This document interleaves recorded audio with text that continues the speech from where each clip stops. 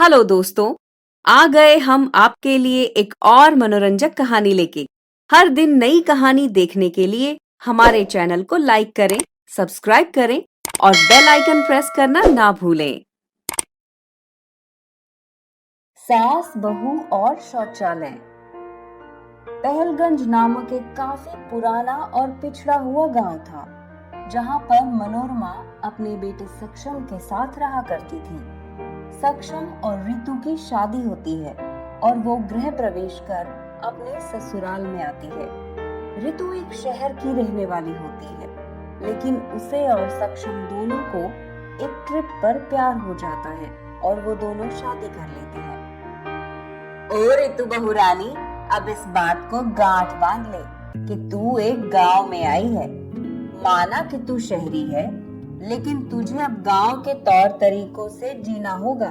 खाना पीना, नहाना, शौच करना, बोलना, चलना, सब कुछ गांव के जैसे ही होगा।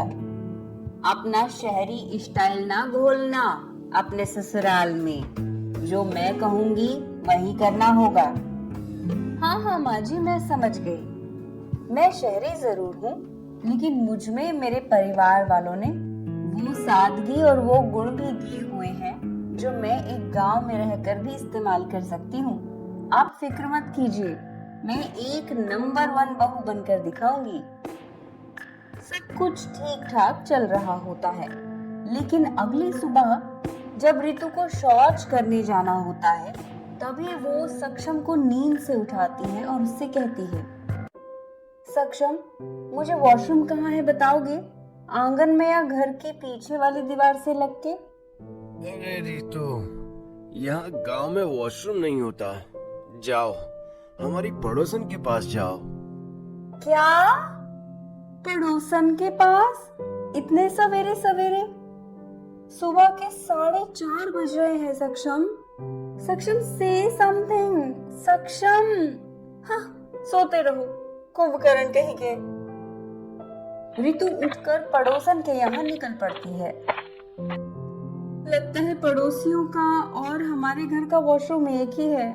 अब गांव है, गांव में ऐसे ही सार्वजनिक बाथरूम्स और वॉशरूम्स होते हैं। खैर, प्यार किया है तो ये सब पापड़ तो बेलने ही पड़ेंगे। रितु तभी देखती है कि औरतें लोटा लेकर एक साथ कहीं जा रही होती है और मनोरमा भी उनमें शामिल होती है। माँ जी, ये आप सब कहाँ जा रहे हो? सुबह के 4:30 बजे, इतने अंधेरे में ये लोटा लेकर कौन से मंदिर?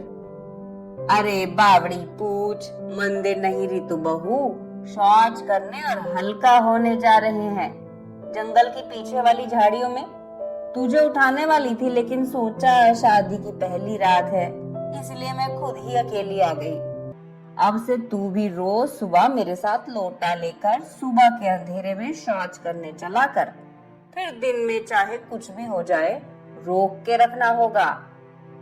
वो क्या है ना रितु बिटिया, हम सब औरतें हैं, आदमियों का क्या है? वो तो कहीं पर भी कोई भी कोना पकड़ के हल्के हो सकते हैं, लेकिन हमें तो अंधेरे में ही होना होगा। है? आप सबका दिमाग तो ठिकाने पर है?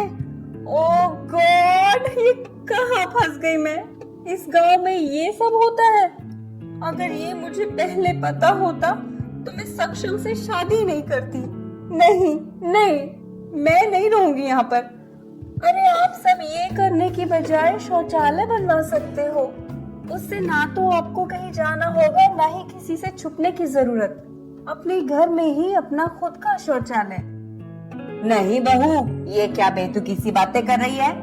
अरे जिस 4 दीवारी में हम दीप धूप जलाकर पूजा पाठ करते हैं, उसमें शौच? ना ना ना ना, ये तो किसी पाप के बराबर है। नहीं, ये कोई पाप नहीं, पूरी दुनिया में शौचालय है। जरा गांव से बाहर तो निकल कर देखिए। मनोरमा रितु की बात नहीं मानती।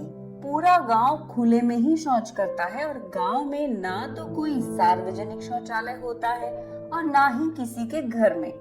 रितु अपना बोरिया बिस्तर पैक करती है और घर छोड़कर निकलने लगती है। रितु, रितु तुम कहाँ जा रही हो?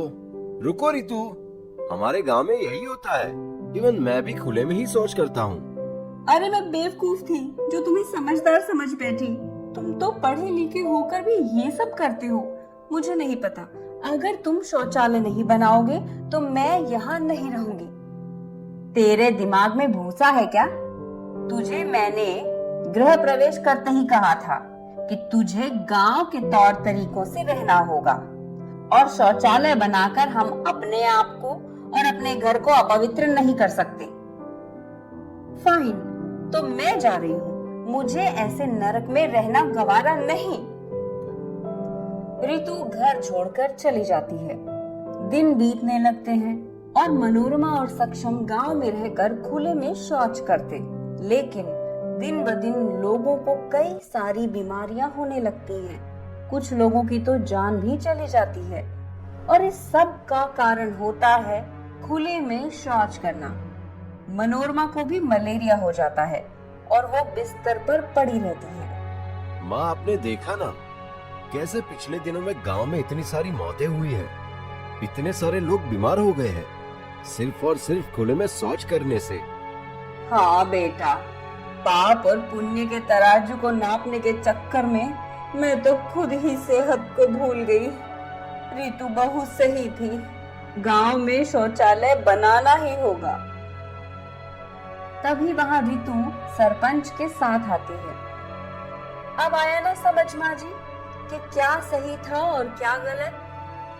सच में मनोरमा बहन, आपकी ऋतु बहू ने तो एक घर की नहीं बल्कि पूरे गांव की आंखें खोल दी। अब हम गांव में सभी लोगों के घरों में शौचालय बनाना अनिवार्य कर देंगे और हर गली मोहल्ले, हर चौराहे और हर नुक्कड़ पर एक सार्वजनिक शौचालय भी बनवाएंगे। और इस तरह ऋतु की एक पहल ने पूरे गांव को विकसित कर दिया और हर घर में शौचालय और हर गली में एक सार्वजनिक शौचालय बनाया जाता है।